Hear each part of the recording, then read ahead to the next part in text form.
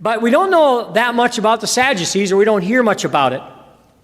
Here, I'm going to share a couple of things about them.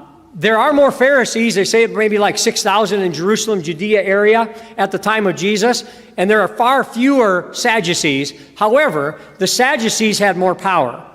The Sadducees dominated the high priesthood in the temple.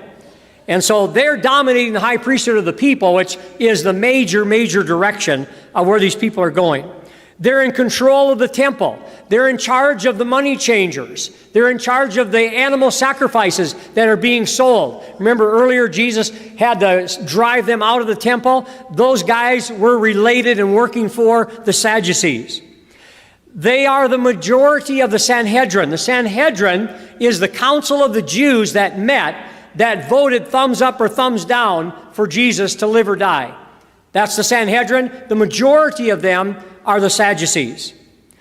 They only believed firmly in the inspiration of the first 5 books of the Bible. So Genesis, Exodus, Leviticus, Numbers, and Deuteronomy, those are from God. The rest of the books, the prophets, the writings, the Psalms, the Proverbs, and so on, maybe they're kind of a commentary, but they don't carry as much weight as the first 5 books of the Old Testament. But what they were especially known for that we see in the Gospels is that they say there's no resurrection. There's no afterlife, no resurrection for the dead. When Paul is up in front of the Jewish leaders and he's having to give a rationale and reasoning for what he's teaching, he sees that there's Sadducees and Pharisees there. Well, the Pharisees believe in the resurrection, but the Sadducees don't.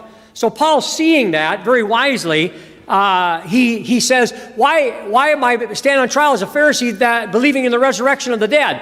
Oh man, it just broke out between the Sadducees and the Pharisees, and Paul's kind of out of it for a little bit.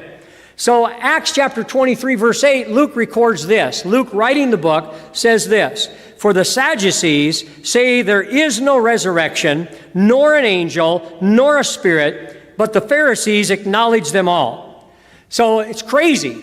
These are some of the biggest leaders of the Jewish people in the first century, but they have no belief. They believe in God, but they have no belief in an afterlife. They're like the naturalists or the humanists of the day that think you just go for whatever you can get in this life. Let us eat and drink, for tomorrow we die. There's no afterlife. There's no consequences. So you can live however you want. Probably how a lot of people were getting ripped off with the animal sacrifices at the temple when they bought them. And the money changers, the Sadducees running that show, they're very wealthy. And because what difference does it make? When I die, there's no consequences for how I behave in this life. So they have no concept of an afterlife.